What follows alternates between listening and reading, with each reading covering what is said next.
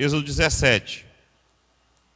Tendo partido toda a congregação dos filhos de Israel do deserto de Ezim ou Sim, né?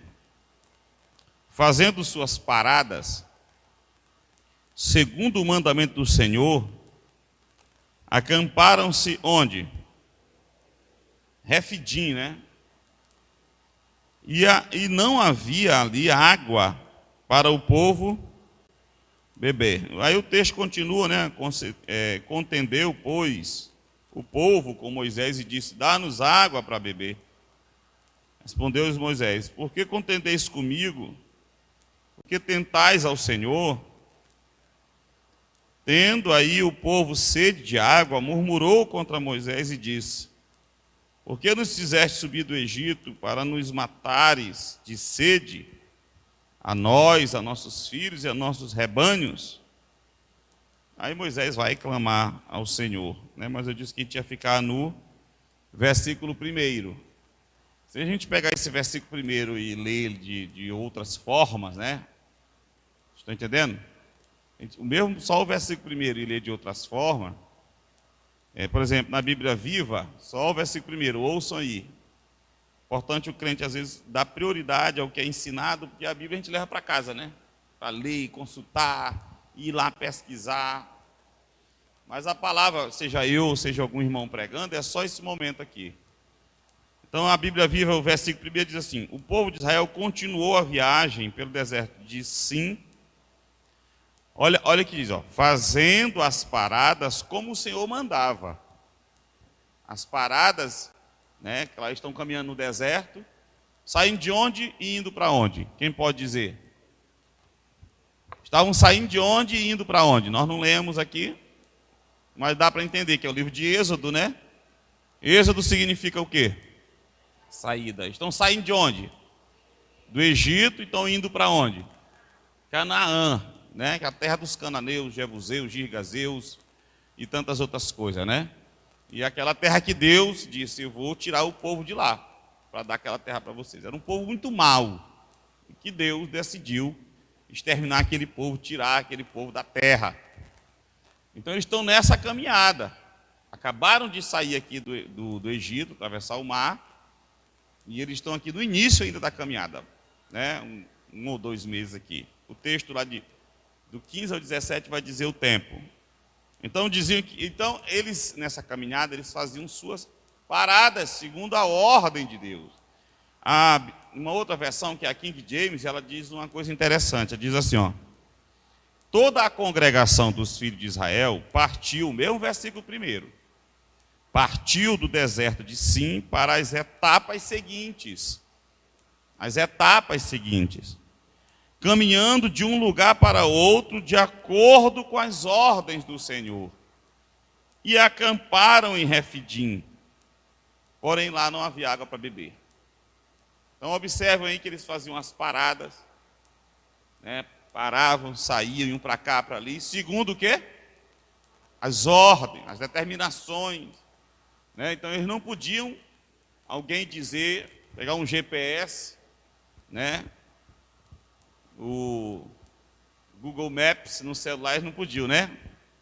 Um irmão puxar da túnica assim um celular e dizer: é para ali, e eles saíram andando para lá, não. Alguém trazia um mapa e dizia: ó, tu vai. Não. Era por etapas, né? Aqui diz que era por etapas a caminhada deles, fazendo as paradas, e tudo era feito conforme o quê? A ordem do Senhor, os ordenamentos, né, do Senhor. Você imagina, irmão, que aqui Deus está treinando o povo, porque o povo ainda não tinha chegado no Sinai, no Monte Sinai. Porque é no Sinai que eles recebem o quê? Importante isso aqui. Eles atravessam o mar. Nós estamos em qual capítulo de Êxodo? 17. Eles atravessam o mar no capítulo 14. E aí tem do 14 até nós chegamos agora no 17. Eles ainda não chegaram, eles atravessaram o mar, ainda não chegaram no Sinai, no Monte Sinai, que é onde Deus vai entregar para eles o quê? A lei. a tão conhecida lei, né? Não só os 10 mandamentos, mas os mais de 600 preceitos, depois de fazer uma aliança com Israel, no Monte Sinai, é para onde Deus está caminhando com eles. E ali eles vão receber mais de 600 preceitos, para então agora entrarem num relacionamento com Deus mediante a aliança, né? A primeira, a antiga aliança, né? Deus já havia feito outras alianças, não era a primeira, né? Já tinha acontecido outros momentos de Deus fazer aliança com Noé, com Abraão, né? E a gente estuda as alianças e as dispensações, a gente já estudou aqui. Mas Deus já vai treinando o povo. A humanidade havia se perdido, né? Se perde no Gênesis, quando Adão e Eva caem. E aí se multiplicam na terra, perdem o referencial. E agora Deus vai trazê-los de volta. Como o homem havia perdido esse referencial, essa noção do que é certo e do que é errado, a contaminação do pecado já havia entrado na raça humana, Deus vai agora prepará-los para terem relacionamento com Deus. E para ter esse relacionamento, o ser humano não pode viver de qualquer jeito, ser de qualquer jeito. Quem está entendendo? E é aí que entra o treinamento de Deus. Deus começa a treinar o povo, a disciplinar o povo, em questões bem simples e básicas. Parem aí, né? Avancem. Imagina alguém que está saindo de tantos anos de escravidão e numa promessa para ir morar numa terra que emana leite e mel. Imagina a ansiedade. E aí Deus manda parar e não saía. Imagina aí o treino, né? Eles terem que estar ali esperando. Então, tudo fazia parte de um treinamento de Deus com o seu povo. Tudo bem? Quem está entendendo até aqui? Então veja como o Senhor vem tratar o seu povo, já mostrando como é a forma que Ele lida com o seu povo. Quem já viu algum estudioso dizer assim, o Evangelho não é um conjunto de regras, de mandamentos, né? E realmente o Evangelho não é. O Evangelho é poder de Deus. Paulo diz isso, que eu não me envergonho do Evangelho, porque ele é o quê? Poder de Deus para a salvação. Só que o Evangelho, ele tem regras, ele tem mandamentos. O ser humano precisa disso. O ser humano precisa ser tutoriado. O ser humano precisa ser fiscalizado, policiado. Porque nós temos uma tendência ruim. Nós, o pecado, depois que ele entrou em nós, na raça humana, como raiz, se nós herdamos essa herança maldita, né, de Adão, que é o pecado em nós, ele gera no homem uma inclinação para o mal, para o erro, para as coisas que não agradam a Deus. E nos voltam para as coisas daqui da terra. Tem um texto lá, antes de Deus destruir a terra com água, né? No dilúvio, tem um texto lá que diz que Deus viu que a inclinação do coração do homem é má. A inclinação é má, desde a sua meninice. Já tem uma inclinação para as coisas erradas. Todo o sistema, já é uma lei física, né? Abandonado à sua própria sorte, ele tende a uma desordem. E isso a gente vê na escola, isso a gente vê no trabalho, em casa, na igreja, em qualquer lugar. Se não tiver um líder, alguém pondo ordem, você vai vendo que uma coisa vai virando na linguagem do povo, bagunça, vai virando. Vai ou não vai? Que o ser humano precisa ser sempre tutoriado, policiado, disciplinado. Por isso que Deus está sempre levantando líderes. Homens que não são melhores do que os liderados, mas são escolhidos por Deus para, através dos quais Deus vai instruir os demais. acerca dos seus mandamentos, preceitos, prescrições, detalhes de como Deus quer que a gente viva. E não é que Deus vai fazer e nos dar um conjunto de mandamentos. Olhe para cá. Não é que Deus vai fazer e nos dar um conjunto de regras, de mandamentos, de preceitos, de prescrições, só porque Ele se compraz em ver a gente carregando fardos de tanta coisa para se cumprir. Não é isso. É por causa da natureza dele. Deus é o quê? Santo. Por causa da natureza dele, Ele oferece essa oportunidade, esse privilégio à raça humana caída, de voltar a ter relacionamento pessoal, íntimo com Ele. Só que não pode ser de qualquer jeito, porque Ele é santo, puro. Então, para alguém se aproximar dele, ele precisa preparar essa pessoa. Desde o Gênesis, né, os estudiosos já dizem que quando diz lá que Enos voltou a invocar o Senhor, não é ele? Que volta a invocar o Senhor, começa a invocar o Senhor, na verdade é uma volta, ali já se começa uma geração sacerdotal, que vai instruir o povo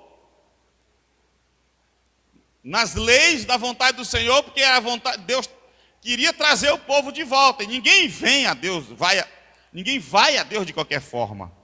Por isso que Jesus diz, ninguém vem ao Pai, senão por mim. E Jesus nos ensinou como ir ao Pai. Estão entendendo?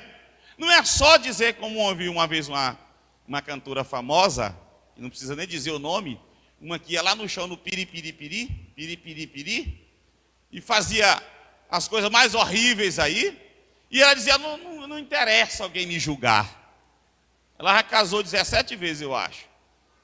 Né? E aí vive de uma atriz famosa, não sei nem se ainda é, não sei nem se ainda está viva. E aí vivia de qualquer jeito, se os irmãos falavam, né, que a conduta, ela dizia, não interessa o que falam de mim. O importante é que eu chegue em casa, eu dobro meu joelho e falo com meu Deus. Né? E nem o líder da outra igreja lá, o Edir Macedo, tem um vídeo dele, ele dizendo, o que tem? Ninguém se mete na minha fé.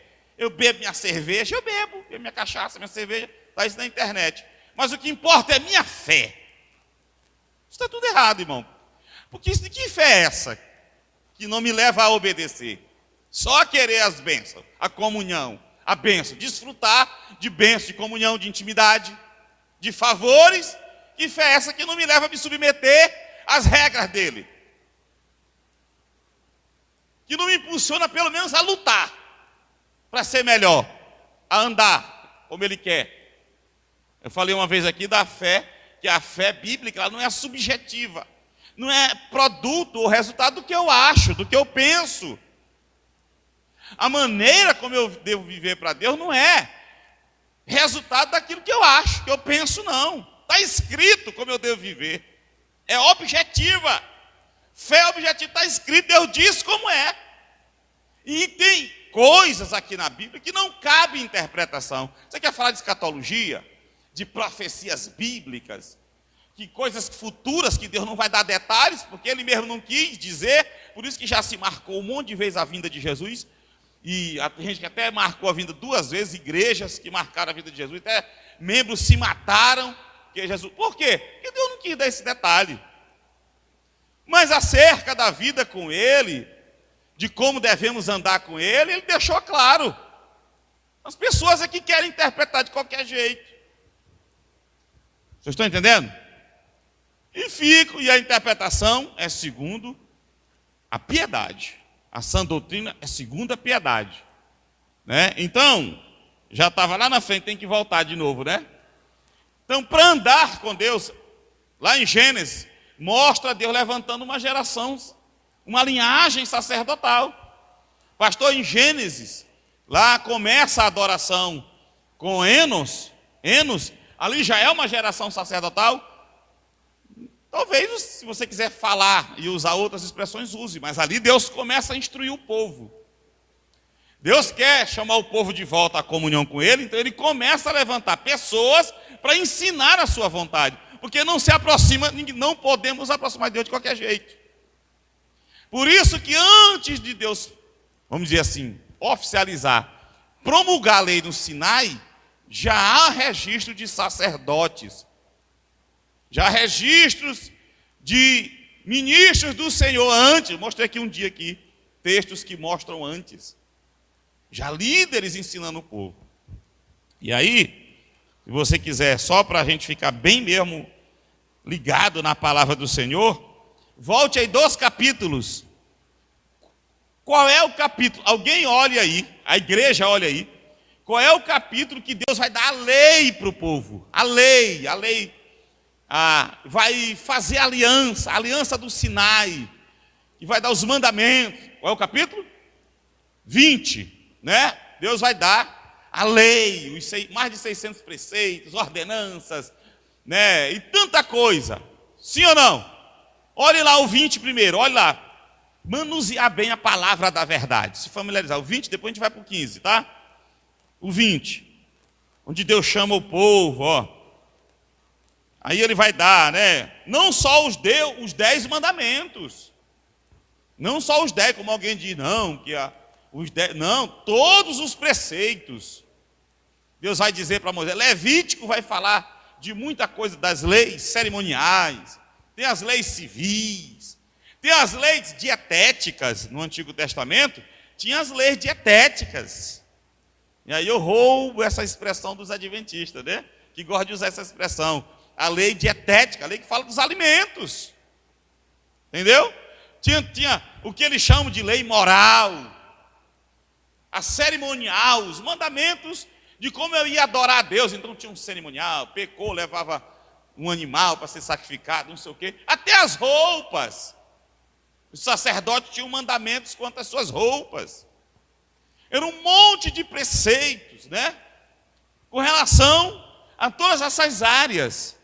Deus vai dar a partir do capítulo 20, que é quando ele vai se aliançar. Né? Olha, eu faço uma aliança aqui de ser o Deus de vocês, eu faço uma aliança de estar presente no meio de vocês, faço uma aliança de proteger vocês, de guiar vocês, de abençoar vocês. Vocês serão uma nação santa, um povo adquirido, uma nação de sacerdotes, né, abençoados. Não vai haver doente no meio de vocês. Vocês serão uma nação tida por cabeça e não por cauda. Emprestarão, mas nunca pedirão emprestado. Essa era a aliança de Deus lá, ele vai falar.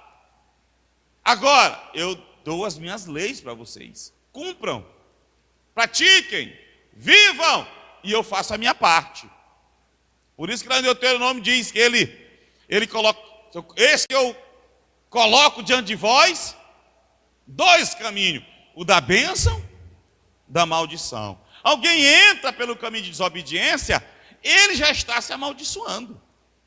Sim ou não? Porque ele já está entrando por um caminho onde ele sabe que ali ele vai pegar umas porradas.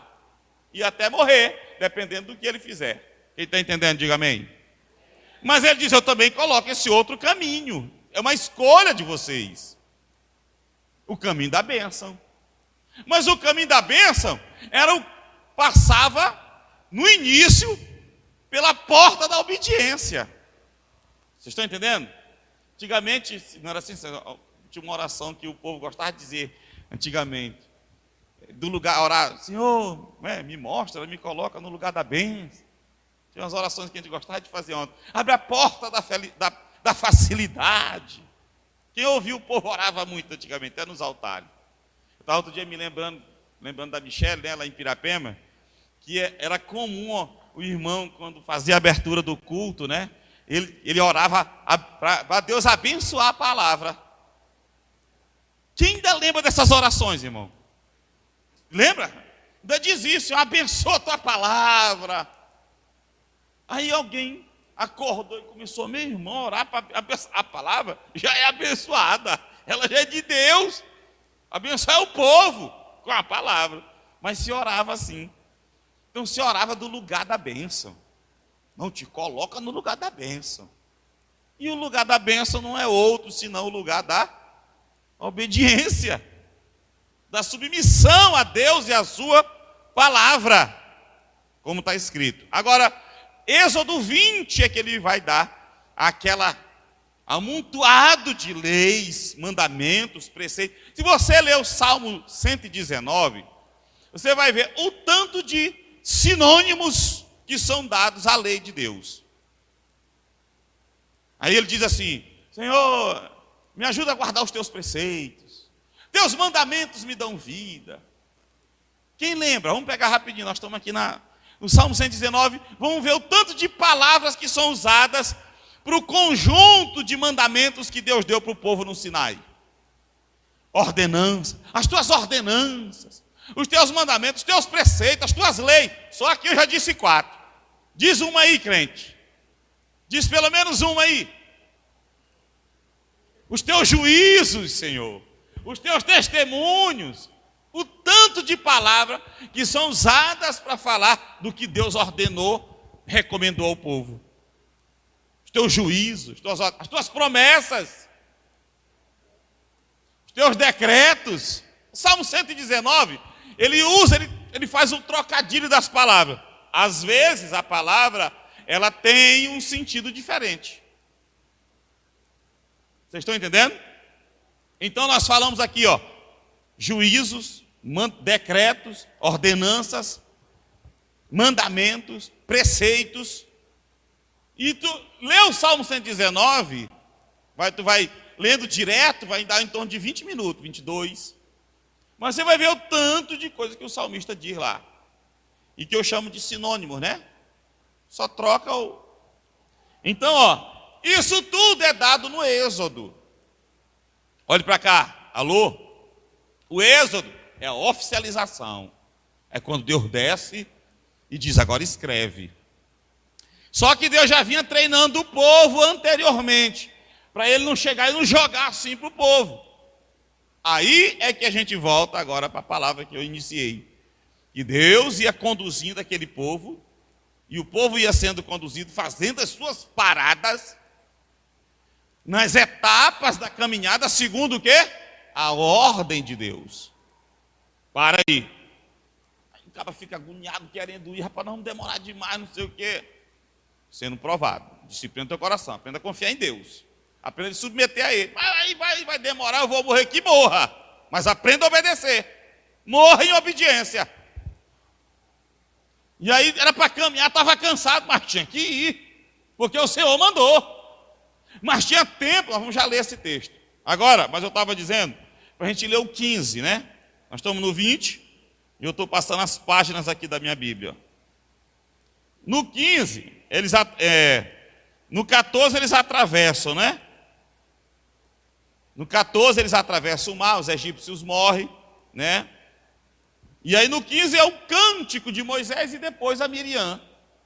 Né? A Miriam, a irmã Miriam, ou a irmã Miriam, arranca um tamborim, aí começa a cantar e as mulheres atrás dela. Mas antes Moisés já tinha cantado, começa o capítulo 15 assim, né? Moisés cantando ao Senhor, o cântico de Moisés, né? E aqui, no 15, a lei já tinha sido dada. Eles já tinham chegado no Sinai.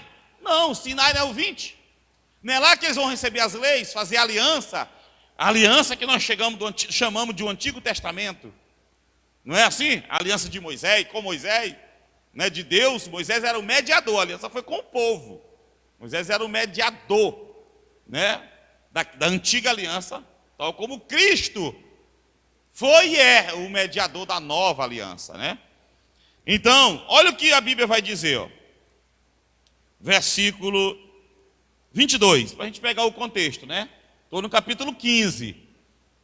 Logo que eles atravessam o mar, não tinha chegado no Sinai, mas você vai ver Deus já falando de coisas, Estão ligados aí? Versículo 22. Fez Moisés partir a Israel do Mar Vermelho, e saíram para o deserto de Sur. Olha aí, Sur.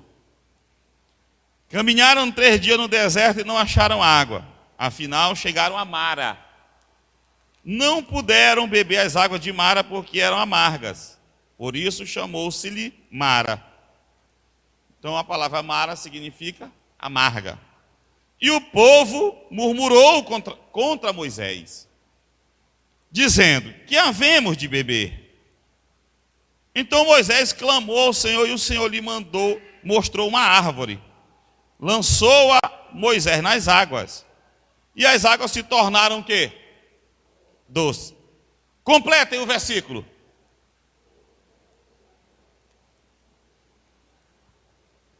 Deu-lhes ali estatutos e uma ordenação. Eu já vinha treinando, ninguém sabe aqui especificamente o que Deus tratou com eles ali. Bem ali já foi dado alguma coisa para eles. Então, ao longo da caminhada, você vai ver Deus. Aí quando chega no 17, aí a gente volta, né? Mas olha, antes disso, olha aqui, ó. Depois do 15 vem qual? O 16, certo? No 16, Deus dá novas recomendações, mandamentos. O povo murmura de novo. Deus vai mandar o maná e vai dizer o quê? Colham uma porção para cada um. A expressão me parece que é um gomer. É um gomer por pessoa, por dia. Só colham um gomer por pessoa. Família tem 6 pessoas, 6 gomer. Família tem 3 pessoas, 3 gomer. Por dia.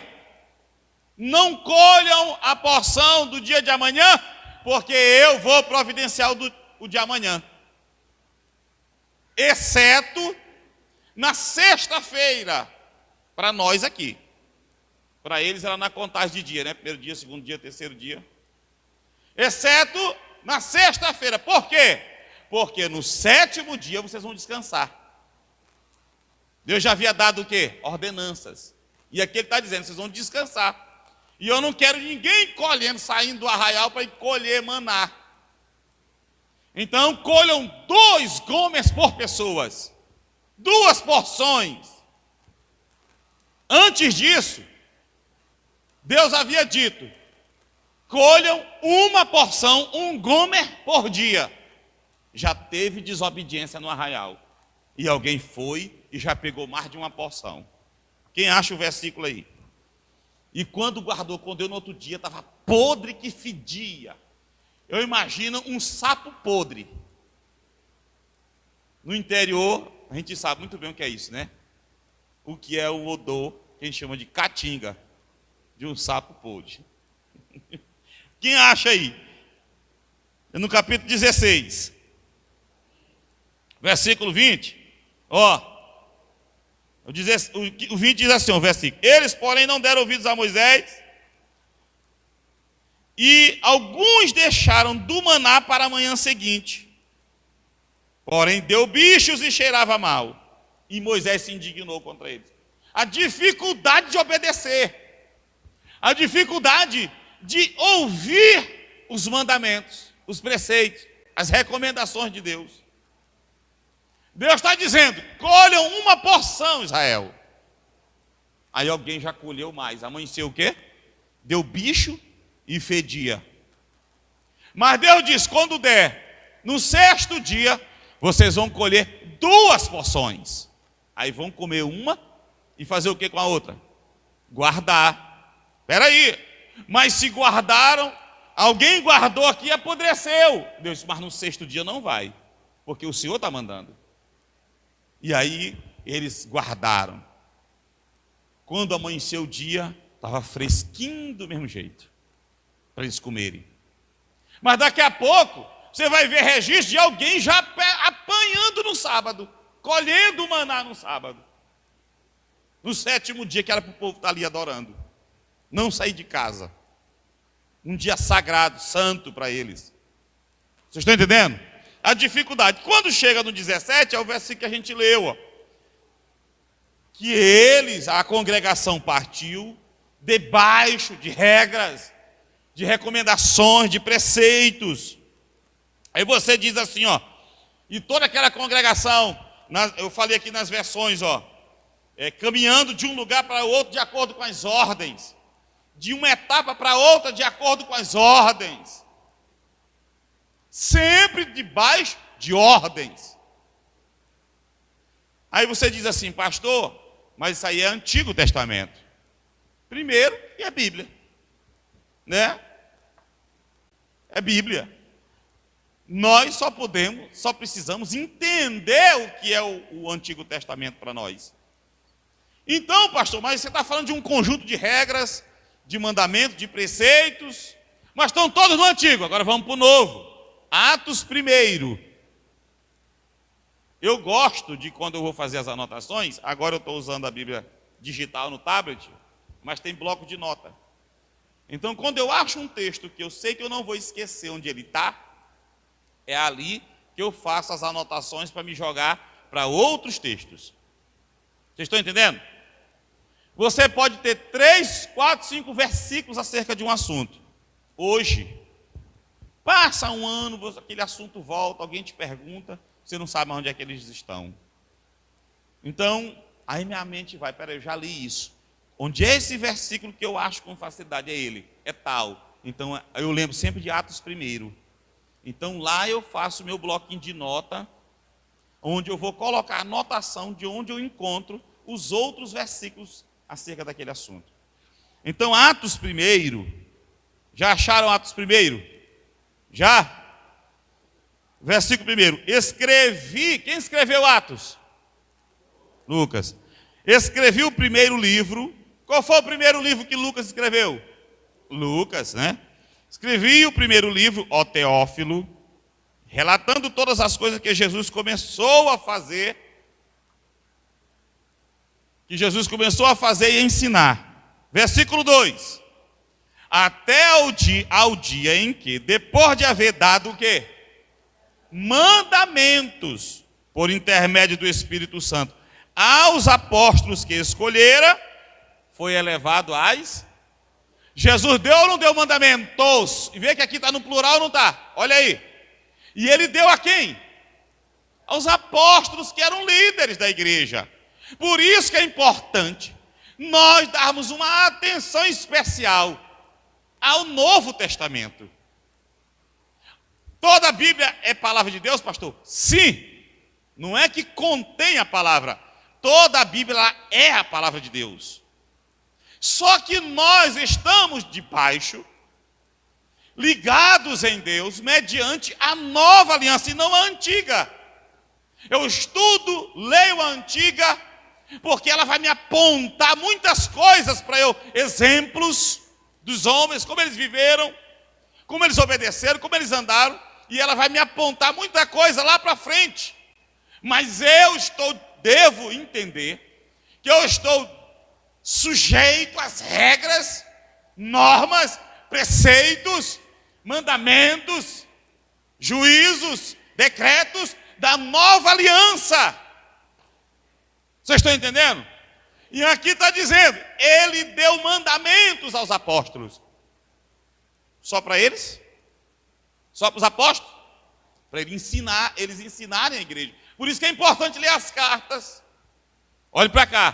Por isso que é importante ler os evangelhos, ler Atos, que é um livro histórico, e a partir daí, ler as cartas dos apóstolos. Porque eles receberam esses mandamentos de Deus para entregar à igreja da época. Como até e a carta ia ficar para as igrejas posteriores. Mandamentos. Aí, ó, se você, pastor, mas você só mostrou um texto do Novo Testamento que fala dos mandamentos. Quando a gente lê os evangelhos, você vai ver o tempo todinho Jesus ensinando. Vocês ouviram, olhe para cá. Vocês ouviram, Jesus costumava dizer, o que foi dito. Eu, porém, vos digo. O que ele está dando ali? Mandamentos. Ouviram o que eles disseram. Eu, porém, vos digo. Ele está dando o que para nós? Mandamentos. Dizendo como nós devemos viver. Foi dito lá, agora é assim. Foi ensinado assim, pois agora é assim. Coisas que Deus quis, olha para cá. Coisas que Deus quis lá da antiga aliança, que nós vivêssemos na nova, foi repetido para nós. Vocês estão entendendo? Tudo que estava lá, nas alianças anteriores, desde a aliança adâmica, com Adão, com Noé, com Abraão, com Moisés, com Davi. Deus fez aliança com Davi. Tudo que Deus queria para a sua igreja viver, Ele repete no novo e diz: vivam isso aqui. Quem está entendendo, diga amém. A vida eterna está na ordem da fé e obediência. Salvação está na ordem de fé e obediência. E obediência a Cristo, que foi o mediador da nova aliança. Eu estou só abrindo um parêntese aqui. Abra sua Bíblia, obreiro e obreira do Senhor. Em Hebreus, quem achar primeiro me diga. Quando diz assim: tendo ele sido aperfeiçoado, veio a ser a causa da eterna salvação. Eu achei. Hebreus 5, eu não disse para vocês que às vezes eu não... Hebreus 5. Que eu leio, mas às vezes eu tenho dificuldade às vezes, de decorar, saber ali, aí eu vou lá e acho.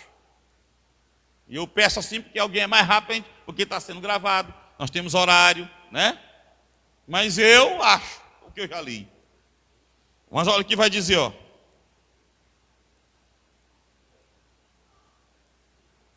Se referindo a Cristo. Hebreus 5, versículo 8. Isso aqui é doutrina bíblica. Preciso vocês estarem atentos e alertas para isso, para não serem levados por vento de doutrina. Lá na frente alguém trazer um preceito da antiga aliança ou qualquer coisa. Mas está na Bíblia. Tem gente que diz assim: está na Bíblia. Pois circuncida o homem. Vai oferecer boi, bode no altar. Está na Bíblia, mas não é para nós, porque nós estamos agora na nova aliança. Mas alguém diz assim: pastor, mas está na Bíblia. Não é Bíblia? Aquele argumento tolo, besta. Pastor, está na Bíblia. Mas está na Bíblia, é Bíblia. Antigo Testamento não é Bíblia? É Bíblia, sim. Só que nós estamos agora na nova aliança.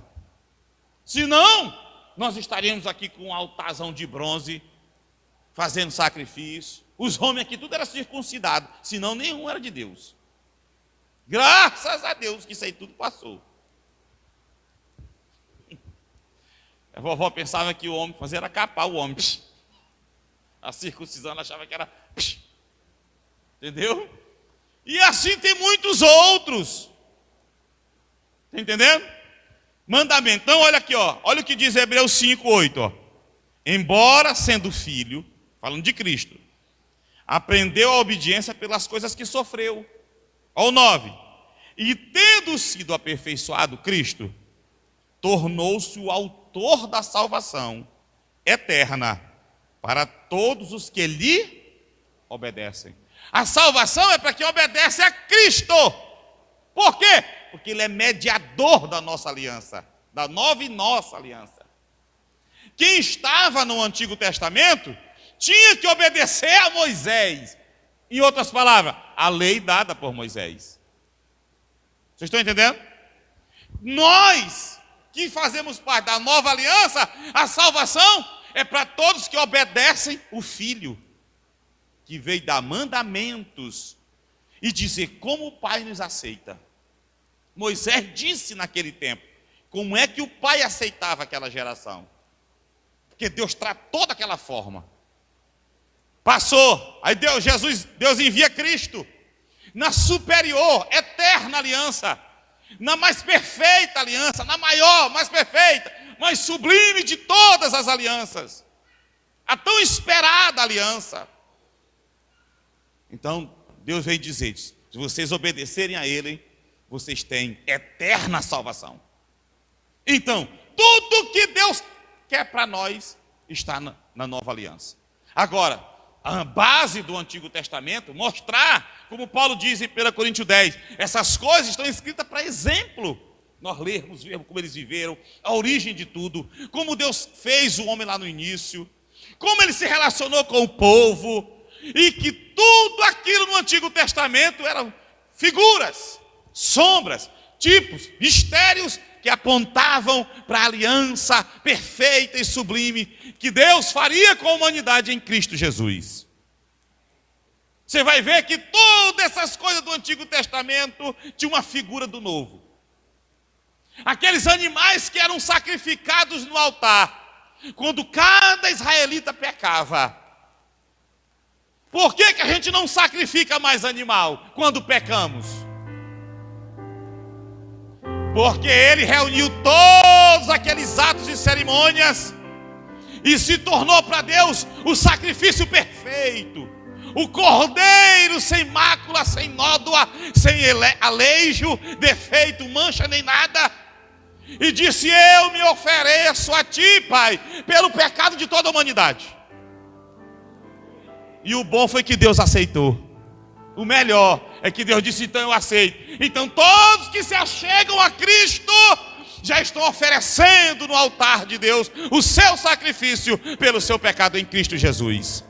E Deus nos recebe em Cristo. Vocês estão entendendo? É por isso que não se sacrifica mais. Por isso que Paulo diz: essas coisas são sombras.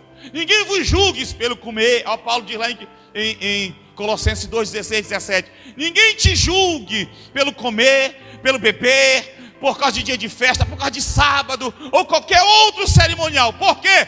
Porque todas essas coisas eram sombras. Mas a realidade é Cristo. Tudo isso apontava para uma realidade que agora chegou. É Cristo. Então eu não vou buscar a sombra, eu vou ficar com a realidade. Um dia desse eu vi uma coisa linda. Ou coisa bonita que eu vi. Danilo Gentili, aquele apresentador da boca daquele jeito, que xinga, que fala um monte de coisa, que tem 2 metros de altura, lembra?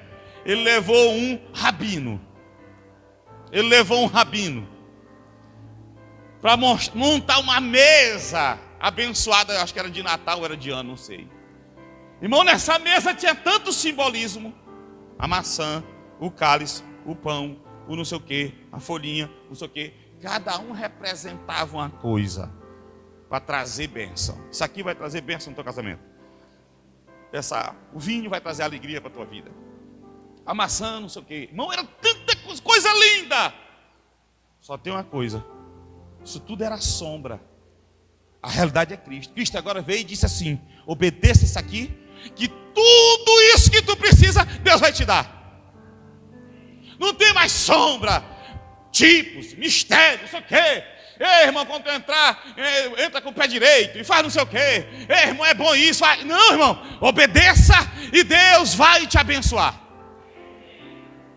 Busque em primeiro lugar o reino de Deus na tua vida e todas as demais coisas vos serão acrescentadas. Quem é? Irmão, vamos fazer uma mesa, uma ceia cheia de simbolismo para Deus guardar minha vida, meus negócios, a minha casa e não sei o que. E faz isso, e bota oração atrás de porta, e bota cálice, e bota não sei o que. Irmão, bora comprar um chofar, chofé é motorista, né? Um chofar, não sei o que. Não tem nada a ver. Jesus disse assim: quer ser casa firme? É aquele que vem a mim, ouve a minha palavra e as pratica. Esse, o vento vai bater, o inferno vai se levantar, as enchentes, tudo vai acontecer, mas não vai abalar, porque a casa está na rocha. Quem está entendendo, diga glória a Deus. Deus pegou aquele simbolismo todinho do Antigo Testamento, irmão, pegou tudo de amassão e deu Jesus para nós. Olhe para Ele, viva para Ele, e isso aqui tudo vai se cumprir na tua vida. Entendendo, irmã Beth? Gostei dessa máscara. Amém? Então, irmão, eu queria só falar isso, mas para mostrar como ficou dúvida. Aí eu disse só um texto. Eu estou rouco. Só um. Minha mulher. Café e água. Aqui é uma bênção, né, irmão? Hoje é a ceia do Senhor. Estou rouquinho, ó. Eu nunca mais tinha gritado. Então eu falei só de um texto que fala de mandamento, né? Mas pastor, só um texto? E você formula uma doutrina com base em um texto? Não é só um texto. Vamos para outro. João 15:10. Mas só que se você ler todo o Novo Testamento, os 4 evangelhos, olhe para cá. Sacode aí, bota leite, que eu fui criado no leite. Viu? Eu não tenho culpa, irmão, que eu boto leite no café já com 45 anos de idade e eu gosto com bastante. Eu não tenho culpa, foi mamãe. Mamãe foi que me treinou assim. Diziam os amigos do meu pai que ela me banhou com água mineral. Eu não tenho culpa, eu não podia dizer, nossa, tinha que ser submisso. Ela ia botar leite e botava bastante leite no café. Eu não podia brigar com ela, eu tenho que ser submisso. Não é assim? É assim ou não é? Aí eu cresci com esse problema, então você tem que me perdoar, viu? Amém? Misericórdia, né? Então olha aqui, ó. João 15:10. Leia a igreja, leia aí, 15:10.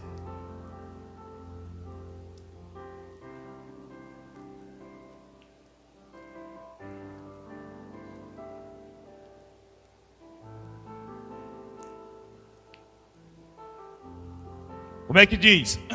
Pouco tempo. João 15:10, vou ler, porque está sendo gravado. Se guardardes os meus mandamentos, é assim, é? Permanecereis no meu amor. Assim como eu tenho também guardado os mandamentos de meu Pai, e no seu amor permaneço. Jesus está dizendo os meus mandamentos. Então ele também deu os mandamentos. Às vezes a Bíblia fala de mandamento, eu tenho que entender. Quando a Bíblia fala de mandamento, quem é que vai ser salvo? Quem guarda os mandamentos. Agora, para mim, que estou debaixo da nova aliança, não está falando dos mandamentos da lei de Moisés, mas dos mandamentos da nova aliança. Entenda isso. Vocês estão entendendo? Que alguém, olha um texto lá, Paulo dizendo que a salvação é pela guarda, tem que guardar. Não é pela, a salvação não é por obras. A salvação é pela fé nas obras de Cristo, no que Ele fez por mim. Agora, os mandamentos é para quem é salvo. As obras que Deus nos deu para que andássemos nela. Não é que ela nos salva. Agora, Deus nos salvou e disse: querem andar comigo? Então está aqui. Por causa da natureza, repito, natureza santa de Deus. E Ele vai exigir isso de nós. Sob pena de sermos excluídos do reino. Foi o que eu disse, com todo respeito, mas tive que dizer, tenho que dizer e vou continuar dizendo. Sobre os homossexuais, o relacionamento homoafetivo. É um relacionamento, não é crime nesse país. Quem diz que é crime? Eu e você. Quem é funcionário público, quem não é funcionário público, deve tratá-los bem, respeitá-los e não privá-los de nenhum direito nessa sociedade. Não discriminá-los em nada nessa sociedade. Só tem uma coisa, que com relação ao relacionamento com Deus, Deus reprova. E mais ainda, Ele diz que os que tais coisas praticam são excluídos do seu reino. Está em 1 Coríntios 6. Nem um sodomita, nem um efeminado. E o pecado que caracterizava Sodoma era esse relacionamento promíscuo. Homem com homem, mulher com mulher. E ele chega a dizer: pastor, não tem texto no Novo Testamento. Não estão lendo a Bíblia. Porque Romanos 1 fala claramente. 1 Coríntios 6, claramente. Mateus 19, quando perguntaram para Jesus sobre o casamento, Jesus disse: no princípio não foi assim. No princípio Deus fez vocês foi assim: macho e fêmea, homem e mulher. Homem, irmão, vou dizer uma coisa para vocês, nunca mais esqueçam: homem é homem, e mulher é mulher. Vocês estão entendendo? Sim ou não? Então, João, mandamentos. E esses, alguns, nos excluem. Apocalipse diz: ficarão de fora. E dá a lista lá. Lá ele dá uma lista. 1 Coríntios 6 diz: não herdarão o reino de Deus os que tais coisas praticam. Novo Testamento. 1 Coríntios 6, Novo Testamento. Apocalipse, Novo Testamento. Vocês estão entendendo? Então, ó, e o último texto que eu vou falar desse assunto é 1 Coríntios 9, 21. 1 Coríntios 9, 21. Sobre mandamentos na nova aliança.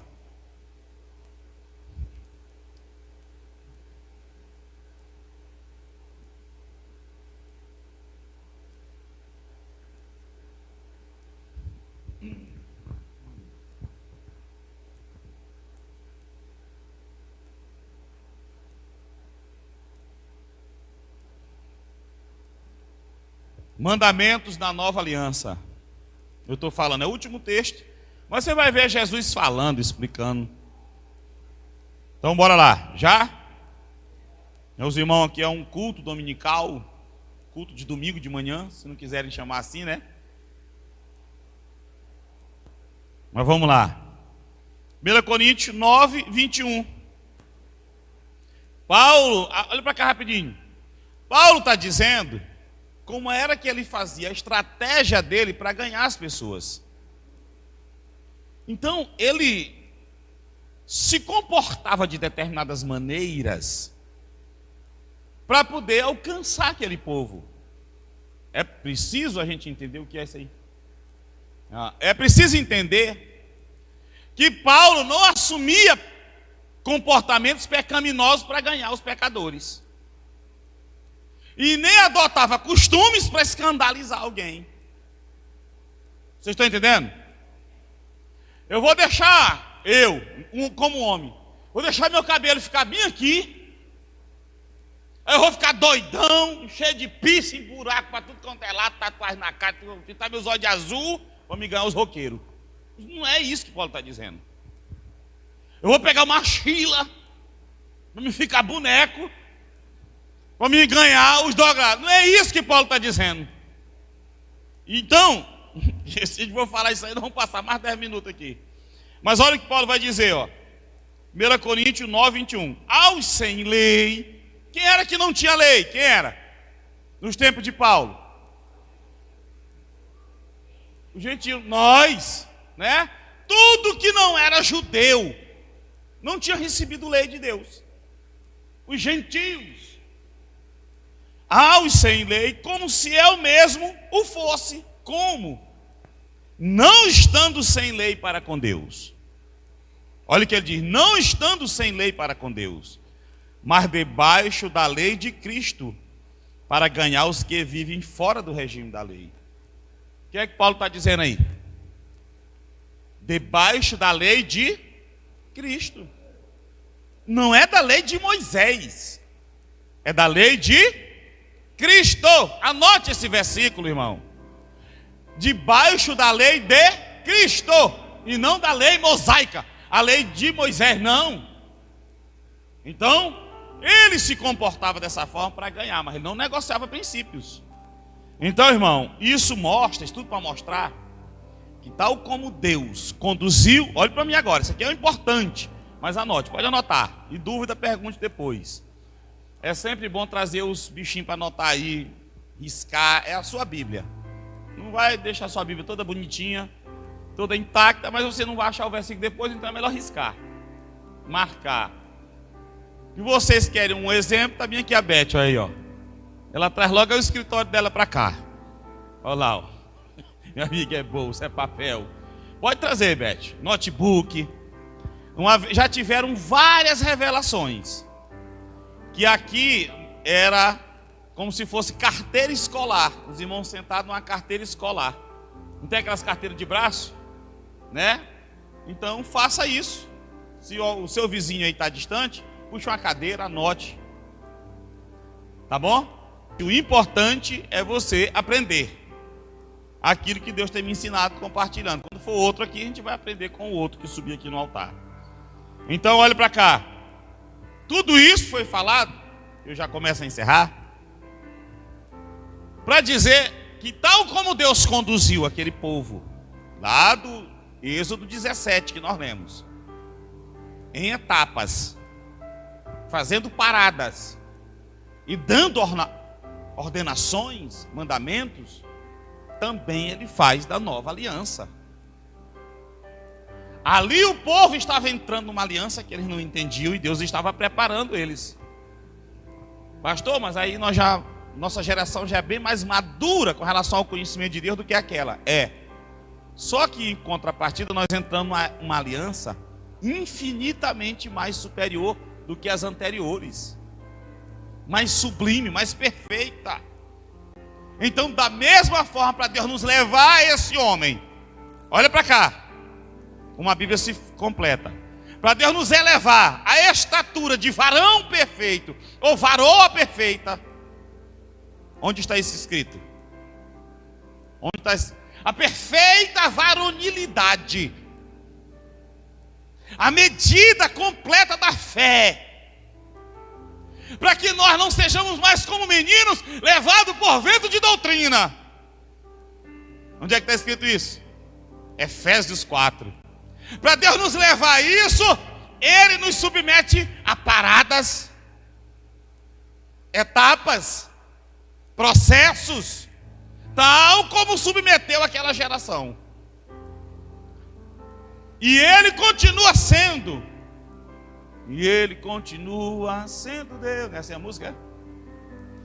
Então, ó, como era que Deus conduzia eles lá? Aí, o Antigo Testamento se torna de um valor tremendo para mim.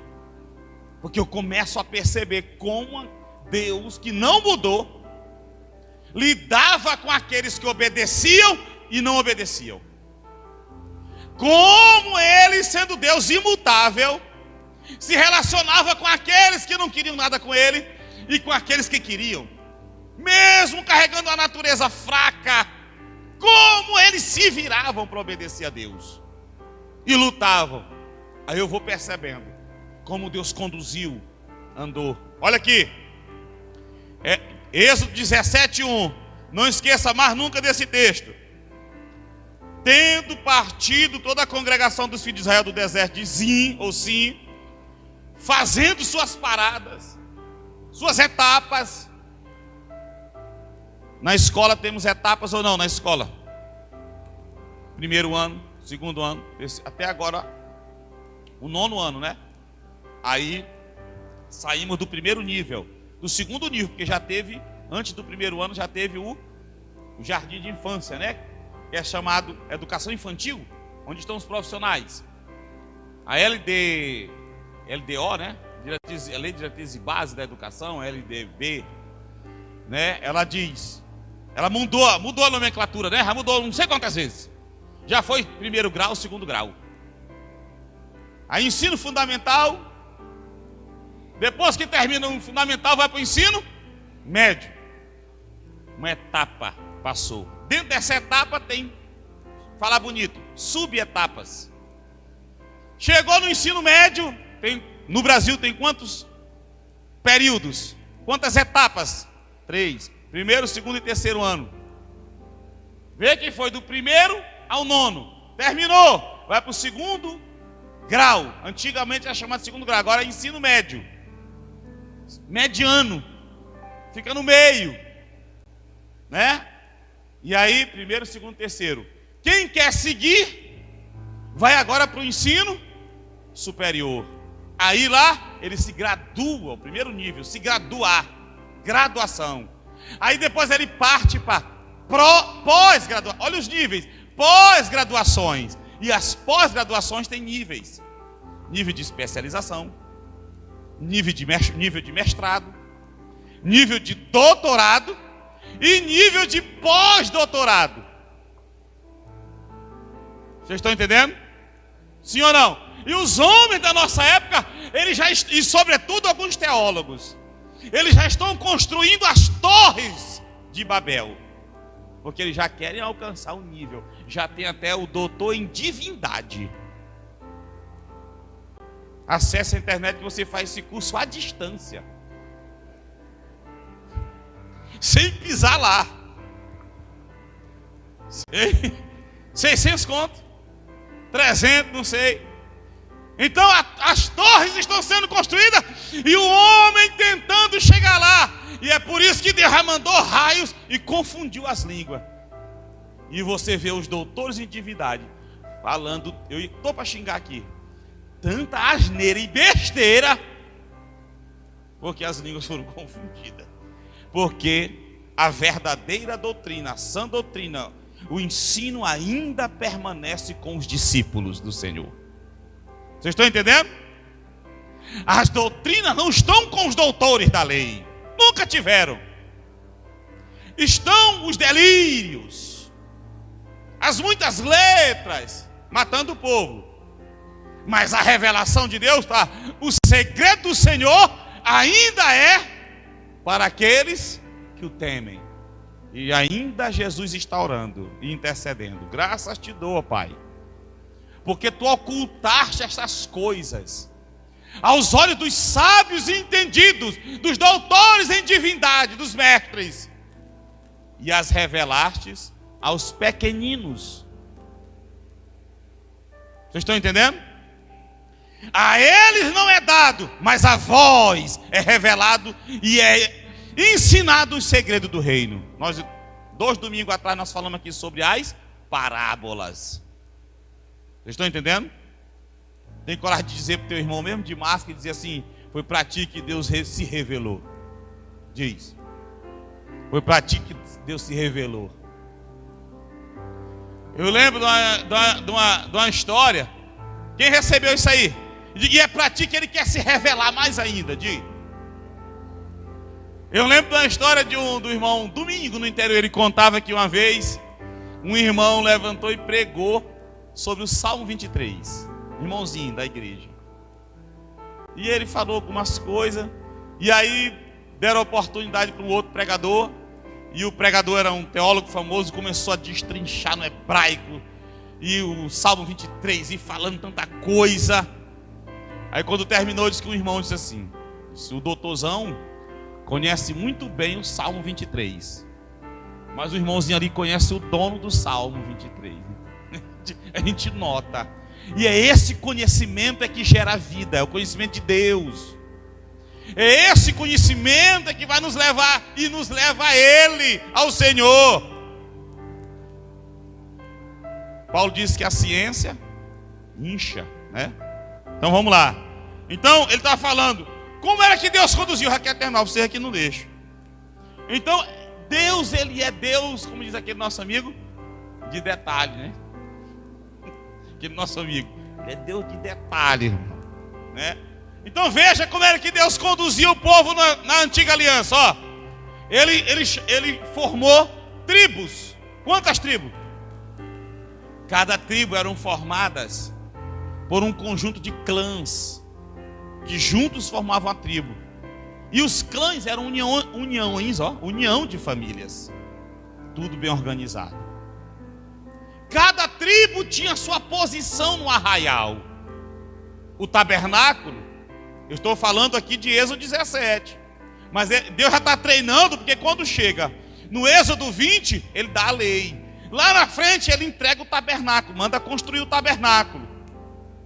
E agora tem 12 tribos com quase 3 milhões de pessoas. Como era que Deus conduzia os seus exércitos? Como era que Deus caminhava com o seu povo? Nós precisamos entender, porque é assim que Ele quer caminhar com a gente hoje. Primeiro, quando Ele vai mandar Moisés fazer o tabernáculo, olha o que Ele diz para Moisés, para o líder. Isso é para mim e é para você, para os líderes que me ouvirem, se eu jogar essa mensagem aqui depois no YouTube, e para vocês que estão aqui, que são líderes hoje de alguma coisa já em casa, no trabalho, alguns são líderes em casa, no trabalho, em algum lugar, na escola, mas serão líderes amanhã, liderando pessoas, igrejas, congregações, algum tipo de trabalho que Deus vai entregar na mão de vós, como já entregou para alguns aqui. Hoje, olha o que Deus vai dizer. Ele vai dizer para Moisés construir o tabernáculo. Moisés, tu é o líder. E eu vou te mostrar como é o que eu quero o tabernáculo. E a organização lá embaixo. Moisés está no monte. Olha a palavra de Deus. Eu vou primeiro ler, depois eu digo onde está. Olha o que o Senhor diz para Moisés. Vê, pois. Veja, Moisés, como. Vê, pois, que tudo faças segundo o modelo que te foi mostrado no monte. Vocês estão entendendo? Isso está em Êxodo 25, 40. Moisés, faz do jeito que eu te mostrei. Porque Deus está dizendo, assim eu receberei vocês. Moisés fez ou não fez? Qual é a maior prova? É que Deus foi e habitou no meio do seu povo. A Shekinah desceu. A glória encheu a casa. Por que a glória encheu a casa? Porque a casa havia sido construída do jeito que Deus mandou. Vocês estão entendendo? Essa é a prova. Quando ele terminou, que ele consagrou, ele disse: está aqui, Senhor. Deus olhou e disse: está feito do jeito que eu mandei, então eu vou. Senão ele não iria. Senão o povo trazendo para nós, o povo vai ficar só no barulho. Lá está vazia. E aquela coisa vazia, sem a presença, sem a nuvem, sem a Shekinah, sem a glória. Quando o povo de Israel peca, e Deus insiste, e Deus fala, pelo ministério de Ezequiel, Deus leva Ezequiel e mostra quando ele tira a sua glória do templo. Ele vai lá, o próprio Deus vai lá. E a Bíblia diz que ele estava sentado no trono, e eu não lembro aqui detalhes, mas Ezequiel descreve até como ele era ele. Metade para baixo a aparência era disso, metade para cima era como um homem, assim que Ezequiel descreve. E ele sentado no trono, o trono era carregado por 4 seres viventes, que o rosto era como catraca, girava. Ora era rosto de homem, ora rosto de boi, ora de leão e ora de que mais? Eram 4. Águia, a Beth está dizendo. E eles andavam e carregavam a glória para onde Deus queria, e debaixo do altar fogo. Ezequiel disse que ouvia o barulho das asas daqueles seres viventes. Ele ouvia. E o Senhor vai e tira a sua glória do templo. E o templo é destruído. Porque ele não estava mais lá. A glória dele não estava mais lá. Porque não se fazia mais o que ele dizia para fazer. Não se obedecia mais a sua palavra. A presença de Deus na igreja, irmão, não é por causa de um coral bonito, bem treinado e bem vestido. Não é isso. Não é porque tem um pastor famoso que fala bonito, formado, pós-doutor, doutor em divindade, paletó e gravata com aquele lençozinho assim para fora, sapato bonito como esse meu, que Jesus me deu. Não é isso não. Não é que tem um vocal e não banda, a banda tocando, está bem afinado. Não é isso. Não é porque a igreja é famosa, que tem ar-condicionado, estufado. Não. A presença de Deus é onde há obediência. É onde se ouve o que ele diz. Vê, Moisés, que tudo seja feito conforme eu te mostrei. E esse mostrar, Deus está mostrando para mim, que sou o líder hoje dessa congregação. Mostra para cada um como ele quer que a gente viva. Pastor, e a gente erra sabendo que quanto mais erramos, e quando nós erramos, o pecado danifica esse relacionamento. E não podemos esperar a glória de Deus na nossa vida. Pastor, mas eu faço uma coisa errada, eu fiz ali, eu fui acolá, não aconteceu nada. Nós não vimos, mas que aconteceu, aconteceu. Pastor, eu estou obedecendo, lutando para obedecer, não estou vendo nada. Nós não vemos, mas Deus está fazendo coisa na nossa vida quando nós decidimos obedecer. Quem está entendendo, diga amém. Eu já vou terminar. As tribos se levantarem, tinha toque de trombeta. Um toque longo, um curto, 2 curtos, 2 longos, 3 longos. Tudo era organizado. Quem já leu isso? Eu fui anotando alguma coisa. A nação era constituída. Um mediador. Quem era o mediador da antiga aliança? Moisés. Abaixo de Moisés tinha um líder espiritual. Quem era? Arão. Abaixo de Arão tinha outros líderes. Qual eram? Seus filhos, sacerdotes. E tinha uma tribo inteira de levita que trabalhavam no templo assessorando esses sacerdotes para eles ministrarem ao povo. Vocês estão entendendo? Pastor, eles estavam no deserto. E o templo não era assim de alvenaria, nem de marfim, nem de nada. O templo era feito de quê? O templo do Senhor, aqui no Êxodo. Como era o templo? Era um templo de adoração. Mas era como o templo? Era uma tenda portátil, enorme, mas portátil, feita com tudo que havia de melhor e mais precioso. Portanto, quando Deus mandava andar, tinha que andar. Tinha ou não tinha? Então tinha que ter alguém para desmontar, E tinha que ter alguém para carregar. E não era qualquer um que Deus mandava. Deus escolheu dos filhos também dos levitas. Os filhos de Gerson, de Merari, e dos filhos de Coate, que eram tudo aparentado ali de Arão. Eram os filhos, se não me falha a memória, eram alguma coisa de Moisés, da tribo lá de Moisés, da família de Moisés lá. Deus disse: esses aqui carregaram as tendas, não sei o que, não sei o que. E Deus escolheu dos três filhos, os descendentes, iam carregar os objetos sagrados.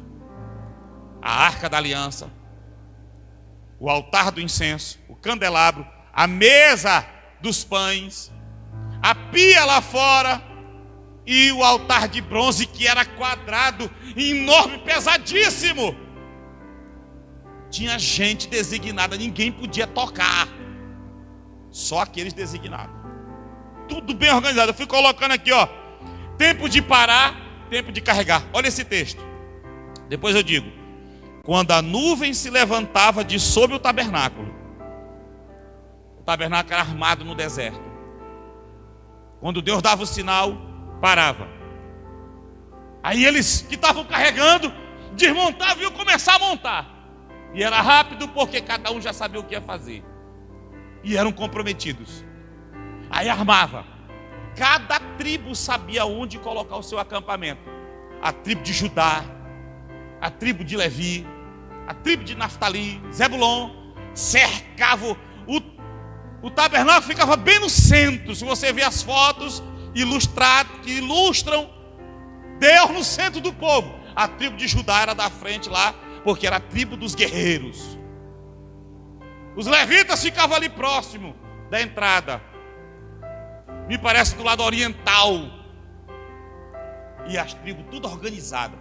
As trompetas tocavam, todo mundo parava, acampava tudo organizadinho e montava. Quando montava, que Moisés orava, a glória do Senhor descia. E aquela coluna de nuvem se formava em cima do tabernáculo. Era a presença de Deus. Ali ninguém se movia. Adoravam, cantavam, tinham seus afazeres. Ninguém sujava o arraial. Imagina quase 3 milhões de pessoas, se fossem desordenados. Eu vou fazer uma linguagem bem clara. O tanto de cocô que não ia ter por lá.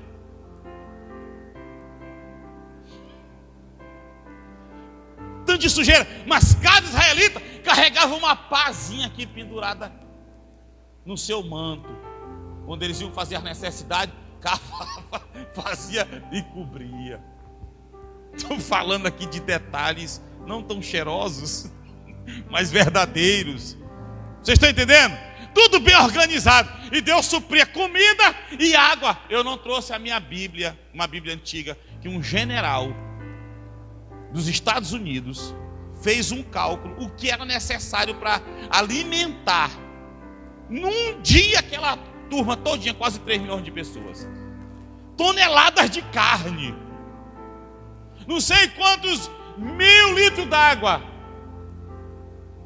E no deserto não tinha feira para alguém comprar alguma coisa, loja de roupa. Deus dava comida, o maná. Deus dava água que saía da rocha. A sandália não se gastava, a roupa não envelhecia, ninguém adoecia. Que milagre, irmão! Vocês estão entendendo? No meio do deserto, aquele povo. Tudo aquilo acontecia por causa da presença de Deus. O texto diz assim, ó: quando a nuvem se levantava de sobre o tabernáculo, porque a nuvem ficava fixa, uma nuvem, e lá em cima misturava com fogo. Era Deus ali mostrando a presença. Ninguém podia se mexer. Podia ter israelita impaciente, querendo ir embora. Ninguém saía de lá. Vocês estão entendendo? Olha lá. Quando a nuvem se levantava de sobre o tabernáculo, os filhos de Israel caminhavam avante em todas as suas jornadas. Se a nuvem, porém, não se levantava, não caminhavam, até ao dia que ela se levantava. Isso está em Êxodo 40, os últimos versículos do livro de Êxodo. Se levantava, andava. Se não levantava, não andava. E não tinha que ser treinado por Deus, estava sendo treinado uma geração inteira. Então, eu termino dizendo assim, o que Josué disse para o povo. Josué no capítulo 24, ele reúne a nação de Israel, que é o livro das conquistas. Eles acabaram de entrar na terra, e a nação agora vai ser entregue a líderes, porque Josué já está velho. E ele vai fazer uma pergunta para o povo, né? Josué 24. Isso aí, os crentes aqui e daqui e de todo o mundo conhece esses textos, né? Aquela frase tão conhecida de Josué: de hoje em diante vocês têm que decidir a que Deus vocês vão servir. Se aos deuses que os nossos pais serviram além do Eufrates, se referindo ali aos ancestrais dele, de Abraão, de onde veio a descendência deles, né? Ou se nós vamos servir ao Senhor, ou eles ou o Senhor, nós temos que decidir. Aí ele se posiciona, diz: eu e minha casa serviremos ao Senhor. Aí o povo diz assim: nós vamos servir ao Senhor também. Aí Josué diz uma coisa interessante, bora lá, quem diz é Josué.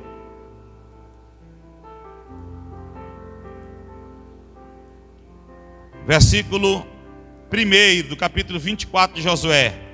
Só o início. Josué reuniu todas as tribos de Israel. Onde? Siquém. Uns dizem Siquém. Eu chamo Siquém por causa do acento. Mas ninguém está errado, porque isso é uma transliteração de nome. Não é tradução. Então, versículo 15. Olha o que Josué vai dizer. 24, 15. Porém, se vos parece mal servir ao Senhor, escolhei hoje a quem sirvais. Se aos deuses a quem serviram vossos pais que estavam da além do Eufrates, ou aos deuses dos amorreus em cuja terra habitais. Ainda tem essa opção. Os deuses que nós estamos aqui, dos amorreus. Eu e minha casa serviremos ao Senhor. Olha a resposta do povo. Toda a nação, a começar pela liderança das tribos. Olha a resposta das tribos. Quantas tribos? 12. Então respondeu o povo e disse: longe de nós o abandonarmos o Senhor para servirmos outros deuses, porque o Senhor é o nosso Deus.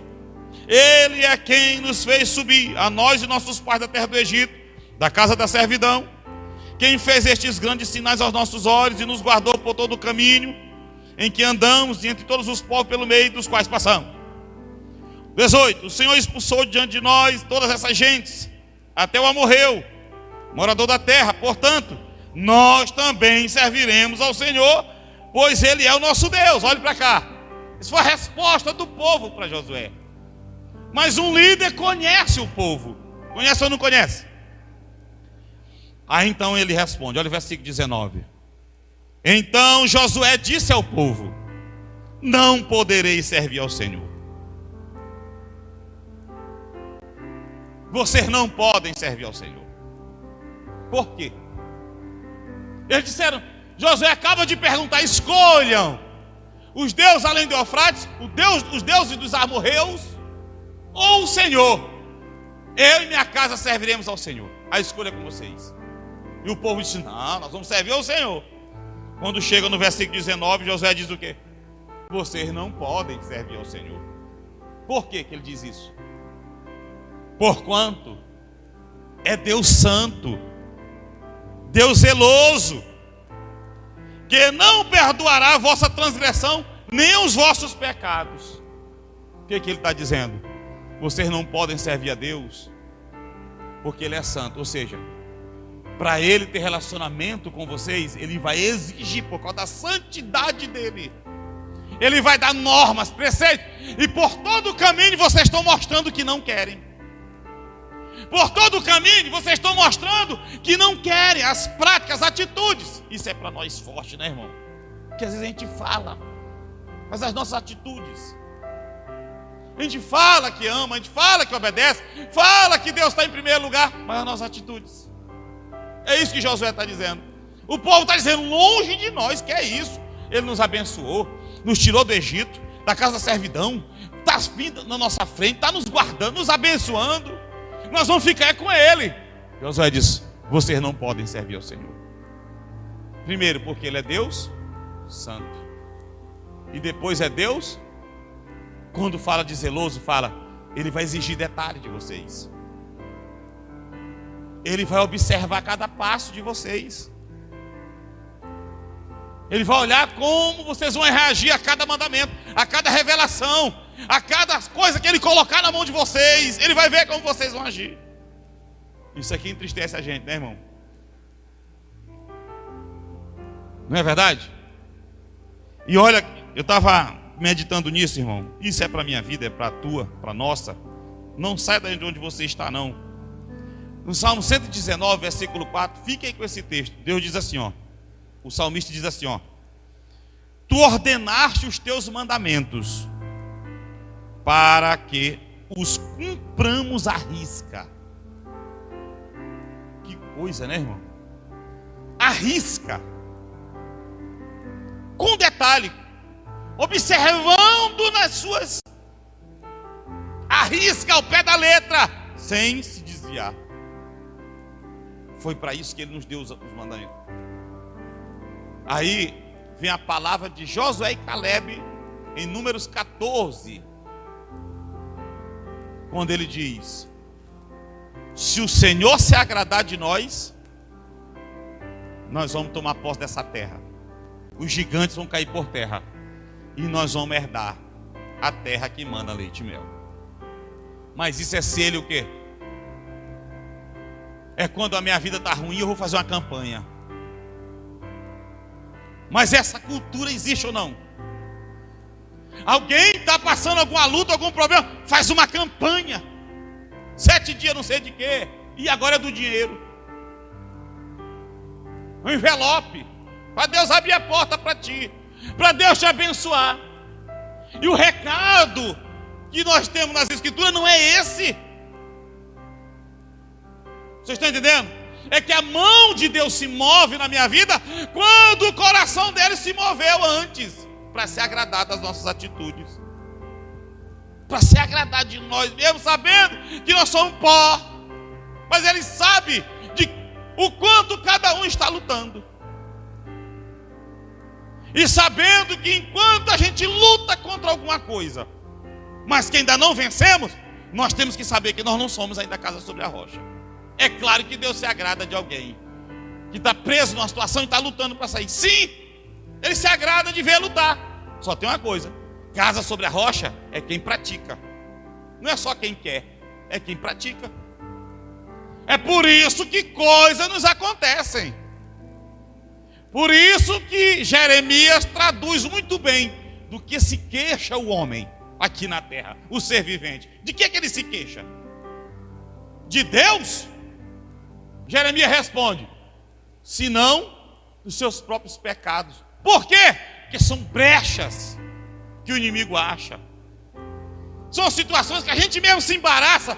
Também não, que coisas que existem, coisas que não tem nada a ver com o inimigo. A gente mesmo é que se embaraça e bota a culpa no inimigo.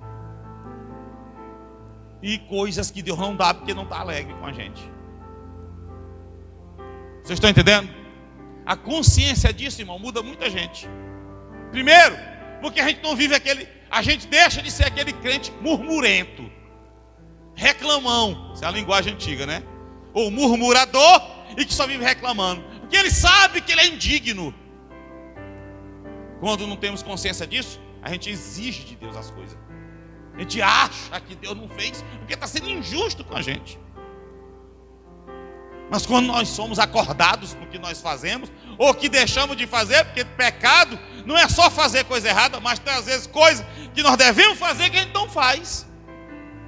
A negligência, a omissão, a ausência das coisas de Deus.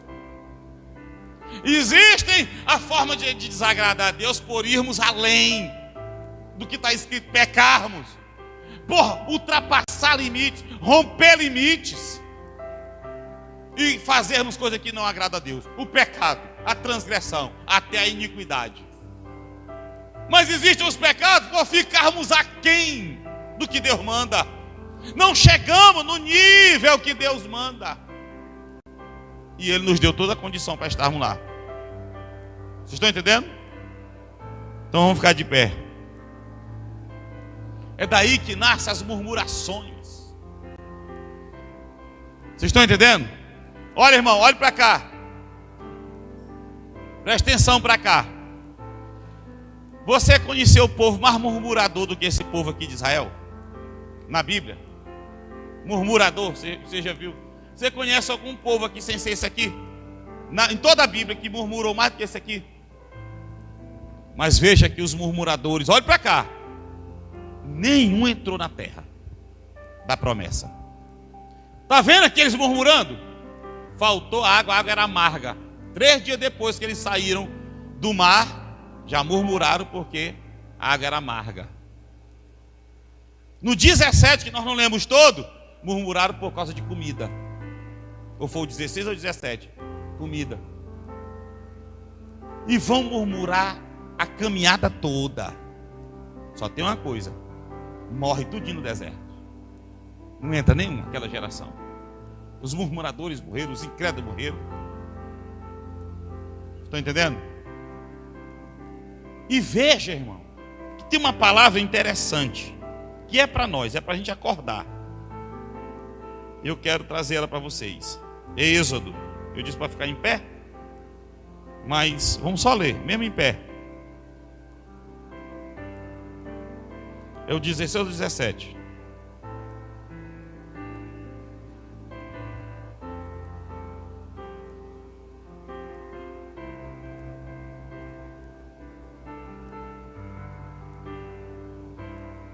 Está aqui. Êxodo 16, versículo 8. Eles murmuravam do pão. Olha, primeiro 3, ó. Disseram os filhos de Israel. Olha para cá, irmão. Estou no capítulo 16. Eles atravessaram o mar no 14. Aqui, irmão, é poucos dias depois. Depois de ver tanto milagre, serem libertos daquela escravidão, que tinha uma vida amarga de escravidão. Presta atenção. 3 dias aqui e já estão murmurando porque não tem água. Caminharam mais poucos dias, irmão, aqui é dias, não é meses não. Já estão murmurando. Olha o que eles vão se lembrar, ó.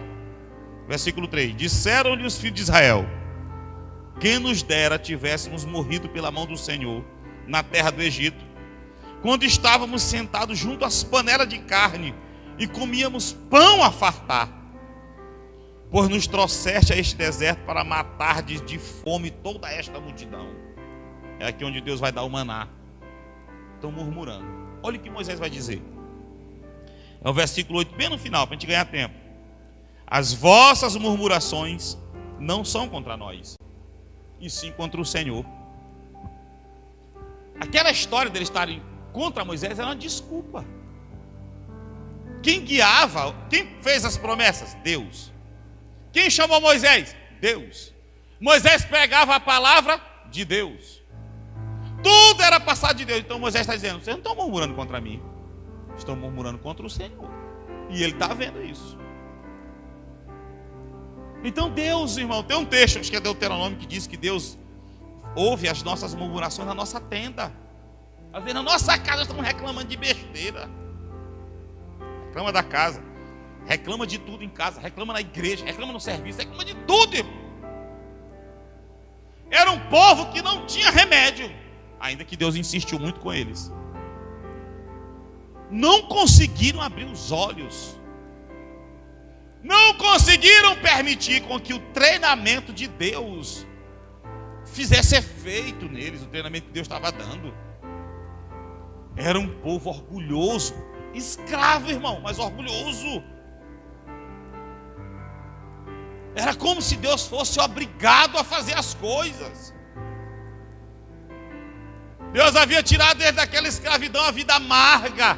Matavam todo menino, homem que nascesse, morria, tinha que morrer, não era assim? Não só viviam para comer e beber. Tinham que construir um monte de coisa para Faraó sem receber um conto de réis. É o novo. R$1. Vida amarga. Os feitores dando chicotada. E começa a clamar e Deus vai e tira. Faltou carne, estão reclamando. Faltou água, estão reclamando. Faltou isso, estão reclamando. E a gente tem que ter cuidado, irmão, porque às vezes quando a gente está chateado, a gente fala tanta besteira e Deus está ouvindo. Às vezes a gente está assim, abusado de uma coisa, a gente fala tanta besteira, irmão. Reclama de tudo. É verdade ou não? As coisas que alguém faz não tem mais valor para a gente. Nós somos seres humanos. Antipatiza as coisas. Verdade ou não? Antipatiza tudo. Isso é coisa maligna no coração da gente. Eles antipatizavam até a comida que Deus dava. Esse miserável pão. Esse pão vil. Até a comida, irmão. Olha o estado de ingratidão, de murmuração. Às vezes a gente murmura do serviço. Deus abriu a porta do trabalho. Oh, glória! Tempo depois, ela está amaldiçoando. Eita, serviço aí nojento. Entendeu?